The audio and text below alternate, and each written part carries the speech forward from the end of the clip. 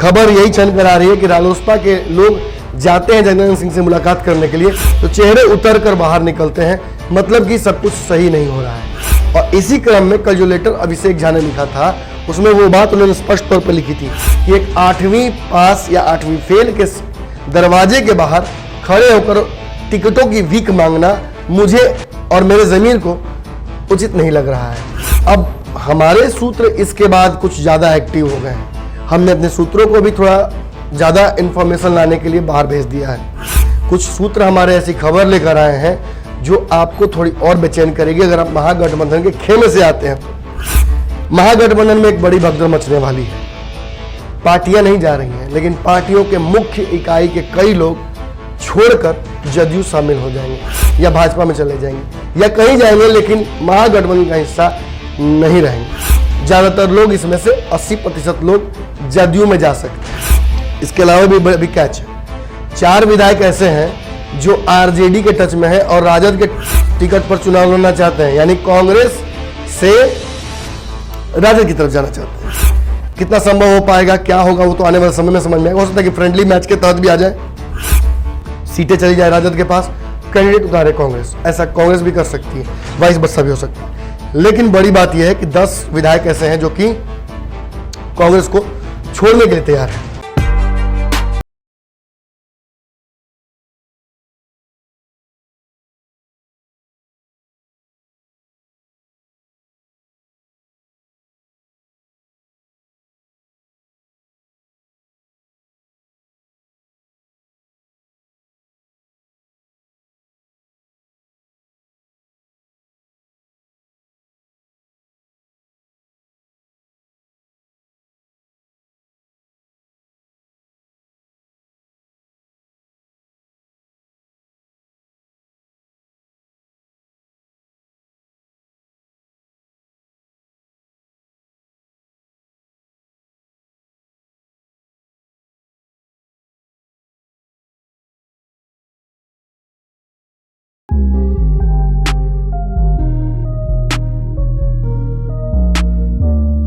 एक टीम में काम करने का सबसे जो सफल प्रयोग होता है वो होता है जीत, और सबसे जो बुरा अनुभव होता है वो शायद इस वक्त महागठबंधन अनुभव कर रही है।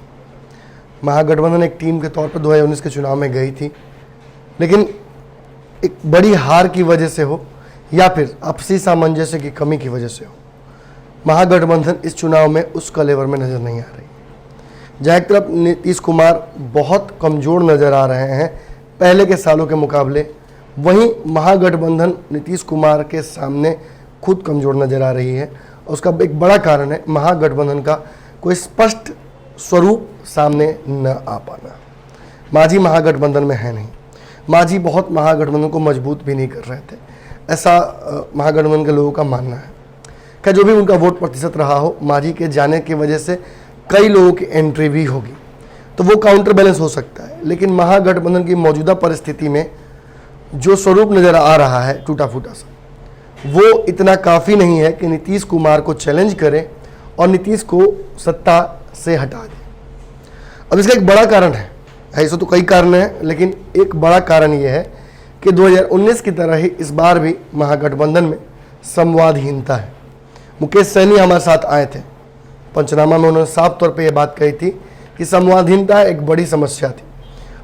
रालोसपा के जो पूर्व मुख्य प्रवक्ता थे अभिषेक झा, वो भी यहाँ आए थे और पंचनामा में उन्होंने भी कहा कि संवादहीनता एक बड़ी समस्या है।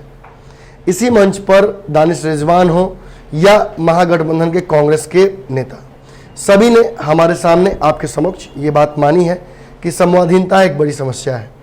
जब ये सारे दल आपस में ये बात मान रहे हैं कि संवादहीनता है, तो राजद क्यों नहीं मान रही है?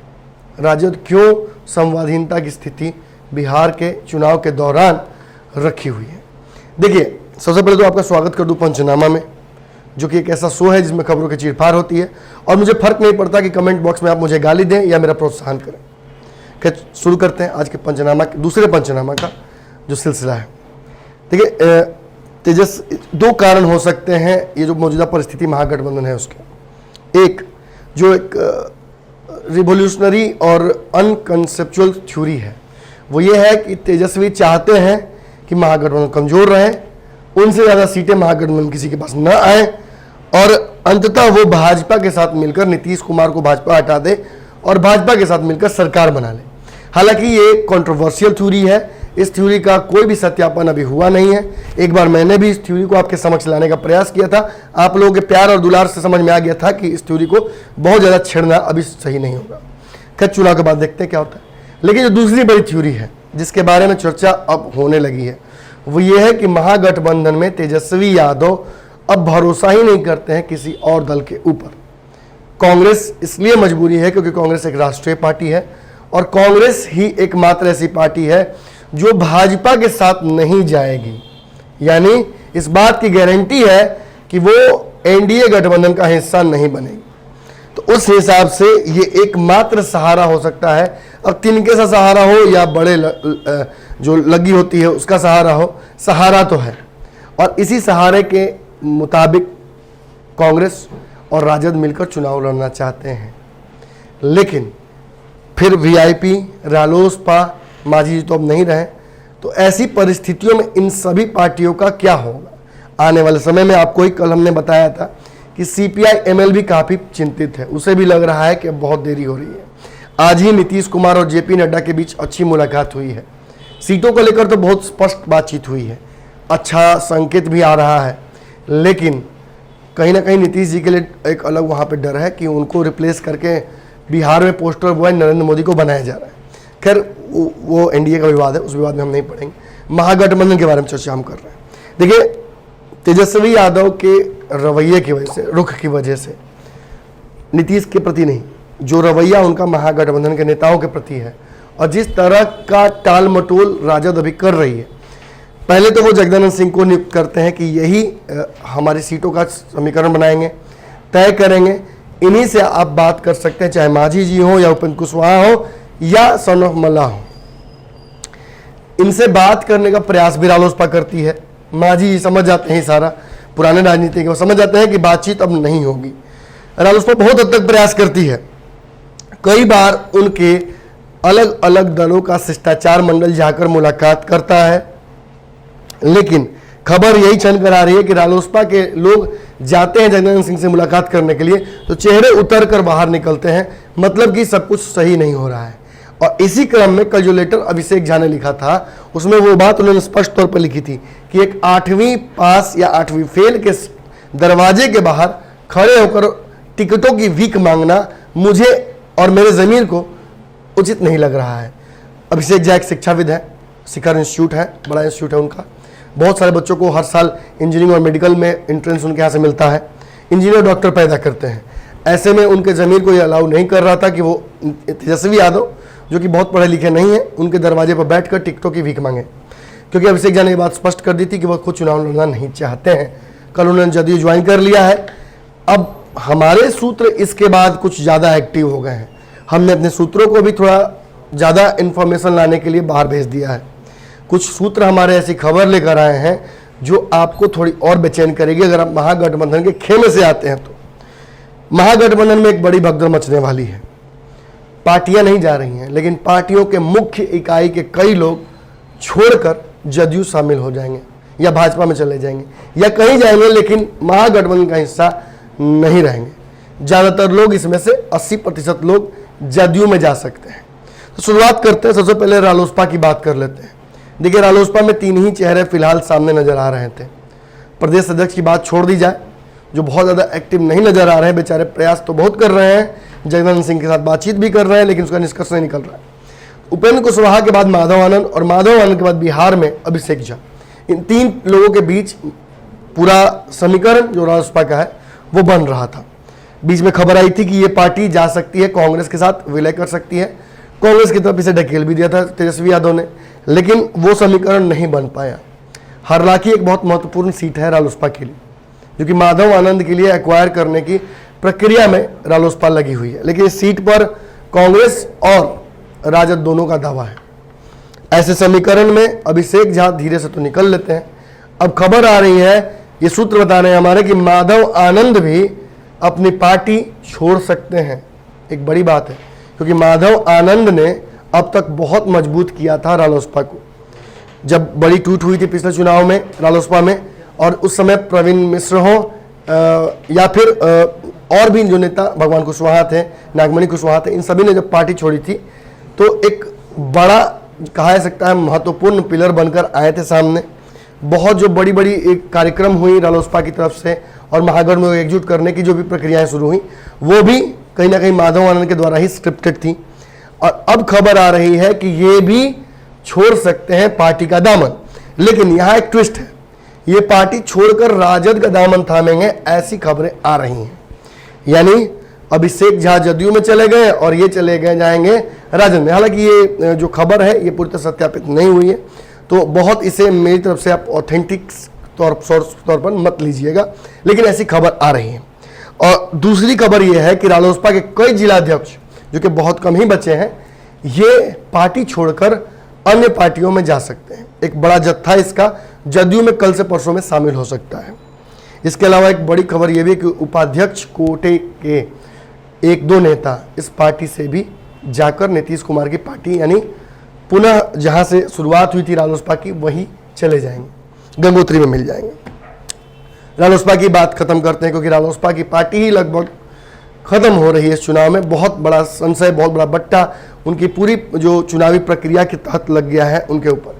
रालोसपा को सर्टेन सीटों पर चुनाव लड़ना जरूरी है, चुनाव आयोग के जो नॉर्म्स है उसके तहत अब ये हो नहीं पाएगा और इस परिस्थिति में रालोसपा लगभग अपने अंत की तरफ बढ़ रही है। अनफॉर्चुनेटली बिहार के राजनीति में बहुत प्रॉमिसिंग पार्टी के तौर पर रालोसपा आई थी। शिक्षा सुधार को लेकर जिस तरह से उपेंद्र कुशवाहा ने एक बड़ा डिसीजन लेते हुए केंद्रीय मंत्रिमंडल छोड़ दिया था, ये लगा था कि उपेंद्र कुशवाहा बिहार की राजनीति में बहुत कुछ बदलाव करेंगे, लाठी खाने से भी नहीं डरते हैं। और एक बहुत पढ़े लिखे लोगों की, बहुत जानकार लोगों की ये पार्टी थी, चाहे माधव आनंद हो जो कि खुद एक इकोनॉमिस्ट थे, खुद प्रोफेसर रह चुके हैं उपेंद्र कुशवाहा, और अच्छी शिक्षा नीति उनकी रहती है। और उसके अलावा आपको पता है कि अभिषेक झा जो थे वो भी एक शिक्षाविद थे। अब इन सारी जो विशेषताएं हैं वाली पार्टी अगर खत्म हो जाएगी तो दुख तो होगा ही। आगे बढ़ते हैं, कांग्रेस की बात कर लेते हैं। देखिए कांग्रेस बहुत मजबूत पार्टी है, भले ही राष्ट्रीय पटल पर उसके सरकार नहीं बन पा रही है, 2 बार से वो ट्राई कर रहे हैं, लेकिन सामने जो व्यक्ति खड़ा है वो भी बहुत मजबूत है। नरेंद्र मोदी बहुत ज़्यादा ताकत के साथ, बहुत बहुमत के साथ आए हैं और उन्हें हटा पाना इतना भी आसान नहीं होगा। ये बातें शुरू से ही लगभग तय थी। अब अगर इन बातों को आप नहीं समझ पाते होंगे तो आप भ्रम में जी रहे होंगे। कांग्रेस में भी टूट होगी। कल ही सुदर्शन जो बरबीघा के विधायक हैं वो टूट कर चले गए हैं, उसके अलावा एक और जो महिला विधायिका है वो भी चली गई जदयू में। लेकिन खबर यह है कि अशोक चौधरी के माध्यम से लगभग 8-10 विधायक ऐसे हैं जो कि उनके टच में है और कभी भी कांग्रेस के छोड़कर जदयू की तरफ आ सकते हैं। इसके अलावा भी कैच है, 4 विधायक ऐसे हैं जो आरजेडी के टच में है और राजद के टिकट पर चुनाव लड़ना चाहते हैं, यानी कांग्रेस से राजद की तरफ जाना चाहते हैं। कितना संभव हो पाएगा, क्या होगा, वो तो आने वाले समय में समझ में आएगा। हो सकता है कि फ्रेंडली मैच के तहत भी आ जाए, सीटें चली जाए राजद के पास, कैंडिडेट उतारे कांग्रेस, ऐसा कांग्रेस भी कर सकती है, वाइस वर्सा भी हो सकता है। लेकिन बड़ी बात यह है कि 10 विधायक ऐसे हैं जो कि कांग्रेस को छोड़ने के लिए तैयार हैं। इसके अलावा 4 जिलाध्यक्ष हैं जो कि स्पष्ट खबर आ रही है, 4 जिलाध्यक्ष ऐसे हैं जो कि टिकट की रेस में हैं और पार्टी उन्हें भाव नहीं दे रही है। और ऐसी परिस्थिति में मदन मोहन झा जी को ये बहुत भारी पड़ सकता है। हो सकता है कि मदन मोहन झा जी के लिए उनकी कुर्सी हिलाने लायक भी ये मामला हो सकता है। 4 जिलाध्यक्ष एकदम खफा है और वो किसी भी वक्त जदयू में जा सकते हैं पूरे अपने जत्थे के साथ। देखते हैं, इस बारे में भी हम आगे पड़ताल करेंगे। लेकिन जो बड़ी खबर आ रही है सबसे, जो कांग्रेस के में से, वो ये है, अपुष्ट खबर है फिर मैं कहूंगा, लेकिन ये खबर आ रही है कि अखिलेश सिंह जो कि राज्यसभा सांसद भी हैं, ये भी पाला बदल सकते हैं। इनकी नाराजगी का बड़ा कारण है कि मदन मोहन झा इनको बिहार प्रदेश कांग्रेस कमेटी में डिसीजन लेने नहीं दे रहे हैं और इनकी नाराजगी इस नेतृत्व से भी है। वीडियो कॉन्फ्रेंसिंग के दौरान ही राहुल गांधी को भी उन्होंने हड़का दिया था कि आप तो फोन ही नहीं उठाते हैं महाराज, जब इंपॉर्टेंट काम हो रहा होता है, इंपॉर्टेंट डिसीजन हो रहा था बिहार में, तो आपसे बात करना ही संभव नहीं होता है। और इन सभी परिस्थितियों में कहीं ना कहीं ये नाराज भी चल रहे हैं, अपने बेटे को भी चुनाव लड़ाना चाहते हैं और उस परिस्थिति में कहीं ना कहीं इनके लिए इस पार्टी में आगे कंटिन्यू कर पाना संभव नहीं, क्योंकि 8-9 सालों से ये लगातार बिहार कांग्रेस के अध्यक्ष बनना चाहते हैं और वो संभव हो नहीं पा रहा है। फिलहाल खबर बीच में आई भी थी कि मदन मोहन झा को हटाकर इनको बना दिया जाएगा, लेकिन अंतिम समय में युद्ध जब सामने हो तो सेनापति बदला नहीं जाता है और इसी कारण इनको कुर्सी नहीं मिल पाई। तो ये एक बड़ा झटका होगा। जैसा कि रालोसपा में माधव आनंद छोड़ सकते हैं, वैसा अखिलेश सिंह छोड़ देते हैं तो एक बड़ा झटका लग सकता है। अखिलेश सिंह के बारे में आपको बता दें कि इनके दोनों तरफ जाने के चांसेस हैं। हालांकि अभी जो तत्काल खबर आ रही है उसके मुताबिक ये जदयू में जा सकते हैं, लेकिन खबर ये भी है कि इनकी राजद में भी अच्छी खासी पैठ है। पुराने जमाने में लालू यादव के बहुत करीबी लोगों में से एक हुआ करते थे, तो वहां भी घर वापसी कर सकते हैं। इसके अलावा अब देखिए, अगर आप दूसरे के घर पे ढेला फेंकिएगा तो एक आध गो तो बाउंस होके हेबे करेगा ना। राजद के पाले में भी कुछ ऐसी खट्टी चीज़ें आ गई हैं जिन्हें पचा पाना बहुत मुश्किल होगा और एसिडिटी की पूरी संभावना है। तो आइए हजमोला ले लीजिए। आरजेडी में 8 विधायक ऐसे मौजूदा हैं जो पूरी तरह से मन बना चुके हैं कि अगर टिकट कटता है या हमारी सीट चली जाती है किसी और पार्टी को, या फिर जीत की संभावनाएं कम हो जाती हैं गणित के हिसाब से, तो इन तीनों केसेस में ये पलटी मार देंगे। अब बात यहां ये है कि ये जाएंगे कहां। तो इन सारे लोगों का लगभग तय है जदयू में जाना। 1-2 लोग इसमें से भाजपा की तरफ जा सकते हैं, बातचीत भी लगभग चल रही है। देखिए, कुछ यादव विधायकों पर भाजपा की नजर है, लेकिन नीतीश कुमार कुछ दलित विधायकों पर भी सौदेबाजी कर रहे हैं। अब देखना यही होगा कि कौन सा समीकरण बैठ रहा है। इतना तो आप निश्चिंत मान लीजिए कि जो आप देख रहे हैं बड़ी टूट, अभी वो बड़ी टूट नहीं है। आने वाले समय में राजद में भी एक टूट बड़ा होगा, क्योंकि कई सीटों पर तेज प्रताप यादव अपने कैंडिडेट्स को भी उतारना चाहते हैं। कई जगहों पर तो राजद के सिटिंग विधायक भी हैं और वहां भी तेज प्रताप बाबू को अपने लोगों को चुनाव लड़वाना है। ऐसा कैसे चलेगा? एक ही मैदान में 2 तलवार कैसे हो सकती है? अब राजद के लोग कमेंट बॉक्स में अपनी भड़ास निकाल सकते हैं, लेकिन सच्चाई यही है जो नमन मिश्रा बोल रहा है। आपकी पार्टी में एक बड़ी टूट होने वाली है और उस टूट को संभालने में बहुत मुश्किलात का सामना करना पड़ सकता है तेजस्वी यादव को। अब्दुल बारी सिद्दीकी तो अभी से डैमेज कंट्रोल मोड में चले गए हैं। आलोक मेहता के घर के बाहर भीड़ लगी रहती है। क्यों? ये वो लोग हैं जो टिकट चाहते हैं, ये वो लोग हैं जो पुराने सदस्य हैं, ये वो लोग हैं जो इसमें से कई अभी फिलहाल एमएलए हैं और उन्हें डर लग रहा है कि उनकी टिकट काट दी जाएगी। खैर, जो भी होगा आने वाले समय में होगा। एक और बड़ी बात है, कई पूर्व विधायक जो पहले विधायक रह चुके हैं उन्हें भी टिकटें चाहिए और वो भी लगातार प्रयासरत हैं। और लाबड़ी देवी के आवास के बाहर और तेजस्वी के आवाज और तेज प्रताप के आवास के बाहर लगातार भीड़ लगा रहे हैं। कई लोग तो दिल जा रहे हैं बार बार रांची, लेकिन लालू जी से मुलाकात नहीं हो रही है, तो उधर से आते ही पहला काम करते हैं कि मंदिर में जाकर मत्था टेकते हैं और सीधा जाके जदयू के दरवाजे पर खड़े रहते हैं नीतीश जी की आज से आप ही माई बाप। लेकिन इन परिस्थितियों में ये पार्टी पहुंची कैसे? छोड़िए इस किसी और पंचनामा के लिए इन सब चीज़ों को। फिलहाल आपको बहुत बड़ी खबर दे रहे हैं, सभी पार्टियों में लगभग टूट होने वाली है। और ये सब होगा क्यों? क्योंकि तेजस्वी यादव पे सब आरोप लगा रहे हैं, कह रहे हैं कि तेजस्वी जी आप सुनते नहीं हैं, आप सुनिएगा तब ना कुछ कीजिएगा, आप सुनने नहीं कीजिएगा तो कैसे होगा। और यही संवादहीनता बिहार में महागठबंधन को काफ़ी 2019 से ही कमजोर करती आ रही है। और जो निष्कर्ष है वो तो मैं शुरू में बता दिया था आपको कि एक बड़ा कांड हो सकता है। देखिए, रघुवंश प्रसाद गए हैं पार्टी छोड़ के, आपको पता है खूब विवेचना हुई है उस पर, लेकिन अभी इस दर्द को थोड़ा ऊपर ही ऊपर रखिएगा, जगह बना के रखिएगा, क्योंकि 2 और बड़े चेहरे राजद से छोड़कर पार्टी जाने वाले हैं और उसकी भी संभावनाएं बहुत जल्दी आपके सामने आ जाएंगी। खबर तो आने भी लगी है, लेकिन थोड़ा आने में देर लगता है। दिल्ली से खबरें चल के आई हैं, पहुंचेंगी बहुत जल्दी आपके पास। ऐसे ही देखते रहिए भारत लाइव, और बाकी भी जो हमारे शोज हैं उनको भी कुछ प्यार मोहब्बत दीजिएगा तो कुछ कम नहीं हो जाएगा। पंचनामा देखते रहिए, लेकिन रातों रात और बाकी शोज को भी ध्यान दीजिए, क्योंकि ब्रेकिंग न्यूज जो होता है ना बहुत इंपॉर्टेंट होता है। उसी में आपको पता चलेगा कौन पार्टी किधर जा रहा है, कौन नेता किधर भाग रहा है, कौन विधायक कहाँ जा रहा है और किसका टिकट कट रहा है। तो कमेंट बॉक्स में अपनी राय दीजिए, 2-4 गो प्यार मोहब्बत वाला बात भी हमको लिखिए और अगला पंचनामा का इंतजार कीजिए। जाइए, धन्यवाद। बढ़ाएं अपना कदम सक्सेस की ओर शिखर करियर इंस्टीट्यूट के साथ। शिखर करियर इंस्टीट्यूट पूर्वी भारत में एकमात्र कोचिंग संस्थान जो एक्सक्लूसिवली है मेडिकल एंट्रेंस एग्जाम के लिए।